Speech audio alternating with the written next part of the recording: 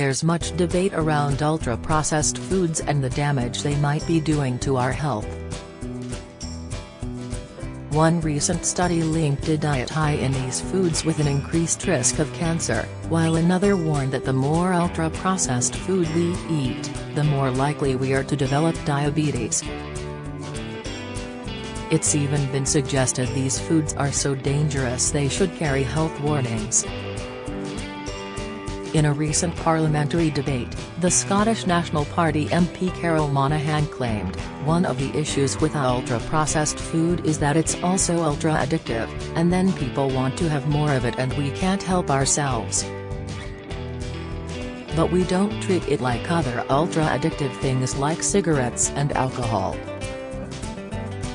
Yet there are also experts who believe the focus on how and where foods are made is muddling an important health message. So, what is ultra-processed, and should we be worried? We asked Bridget Ben-Alam, a nutrition scientist at the British Nutrition Foundation, and Gunter Kuhnle, a professor of nutrition and food science at Reading University, to sort the myths from the misinformation. Junk food or junk science? A lot of ultra-processed foods, such as cakes and confectionery, greasy takeaways, sugar-coated cereals and heavily sweetened carbonated drinks, are generally accepted as junk food. And there is no doubt that foods and drinks which are high in sugar, fat or salt, as well as being low in nutrients and fiber, are bad for our health. If a food ticks all of these boxes, as many ultra-processed foods do, it's likely to be particularly unhealthy. But Bridget points out, you could make a cake at home and it would not be considered ultra-processed, but that doesn't mean it's healthy. It's still going to be high in sugar, it's still going to be high in saturated fat. There's a disconnect. Another concern is that science relies on clear definitions. Everyone knows what a vitamin or mineral is, and these nutrients are easily identified and measured. We don't have the same precision with ultra-processed foods. Professor Kuhnle says, because the definitions always differ, ever so slightly, it makes it very difficult.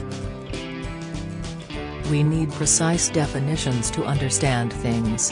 Bridget agrees, adding, there are so many gray areas and so many things that, when you boil them down, just don't make sense. So what is ultra-processed? A recent report from the Scientific Advisory Committee on Nutrition found 7 different ways to classify what is, and isn't, an ultra-processed food. The most widely used is called NOVA, and ultra-processed foods are classified as NOVA 4.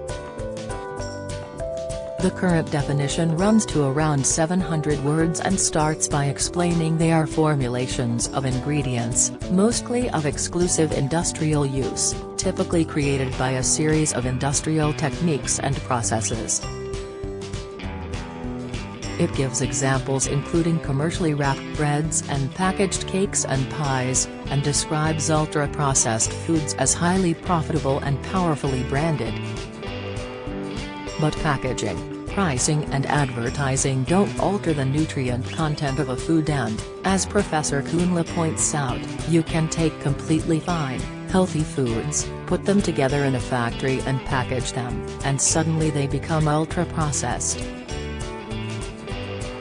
He adds, some breakfast cereals are essentially just a whole grain, sometimes with added vitamins, pushed into a nice shape. Yet a fortified whole grain cereal is put into the same ultra-processed category as brightly colored or incredibly sweet cereals. Infant formula is another can of worms. There are children who rely on formula, for whatever reason, to survive, and I don't think it's helpful to tell parents, oh, you're doing something really bad for your child. Even the experts find the classifications confusing. when researchers asked more than 150 food and nutrition specialists to assign NOVA classifications to over 200 foods, ranging from commercially packaged foods and ready meals to everyday items such as bread and cheese, they agreed on only 4 foods. Does processing make food unhealthy? Some forms of processing, such as fermenting cabbage to create sauerkraut or kimchi, or milk to make yogurt, actually make foods healthier by creating gut-friendly probiotics. There are foods, like dried beans, that you have to process in order to make them edible, Professor Kuhnle points out. This is because in their raw form, many varieties, including red and white kidney beans, have toxins which cause severe stomach pains, vomiting and diarrhea. Castor beans, which are processed to make castor oil, contain the poison ricin. Similarly, tapioca, once a school dinner staple, is extracted from the cassava plant, which has to be processed to remove naturally occurring cyanide. Using the NOVA descriptions, this level of processing would probably be considered NOVA 2 or 3. But when beans are processed in a factory and then combined with a tomato sauce to make baked beans, they become a NOVA 4 ultra-processed food. Fish fingers also fall into this category because the fish is shaped, coated and packaged in a factory, although fish coated with the same ingredients at home would probably be classified as NOVA 3. Bridget says, "What worries me is that it seems to be targeting a lot of foods, like baked beans, breakfast cereals and fish fingers, that people on a tight income would consider staples. When many people are having a difficult time with food prices, saying, 'You should buy bread from an artisanal bakery for 3 times the price of a loaf at the supermarket,' is a tough message. If we are going to say that, we have to be very sure it's evidence-based, and I don't think we have the evidence to say that these foods, as a whole, are a problem for our health." What about additives and E-numbers? Another feature of ultra-processed foods are E-numbers and ingredients you might not recognize, but not even this is straightforward. For instance, E948 is oxygen, which is used to stop packaged red meat changing color. There is growing evidence that some of the additives used in ultra-processed foods negatively impact our gut bacteria. These include the emulsifiers polysorbate 80, E433, carboxymethylcellulose, E469, and the artificial sweeteners saccharin, E954, sucralose, E955, and aspartame, E951 and E962. But there is stronger evidence that alcohol, regardless of whether it is ultra-processed gin or minimally processed beer, damages gut bacteria and digestion. And E-numbers are not necessarily unhealthy. Those from 300 to 399 are antioxidants that extend the shelf life of processed foods and include vitamin C, vitamin E, calcium and lecithin, which is associated with cardiovascular benefits. The food coloring E101 is vitamin B2, also known as riboflavin, and other colorants include the spices curcumin, E100, paprika, E160C, and saffron, E164, as well as flavonoids including lycopene, E160D, lutein, E161B, zeaxanthine, E161G, and anthocyanins, E163, which have been linked to a range of health benefits. Should I avoid foods that have gone through a lot of processing? There is growing evidence that the structure of the food we eat, known as the matrix, is a factor in how much we consume and how quickly food is converted into blood sugar, and this might account for some of the risks which have been linked to ultra-processed foods.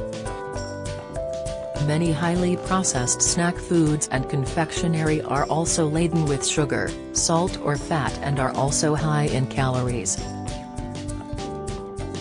These are a recipe for obesity and increase our risk of heart disease, diabetes and other health problems.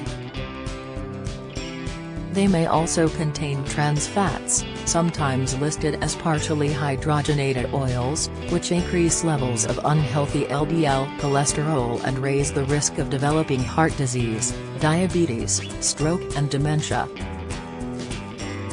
However, intensive processing doesn't automatically make something unhealthy. A fruit juice made from a concentrate is ultra-processed because it has been mechanically crushed, filtered, heat-treated and then frozen or dehydrated for shipping to another factory where it is reconstituted by adding water.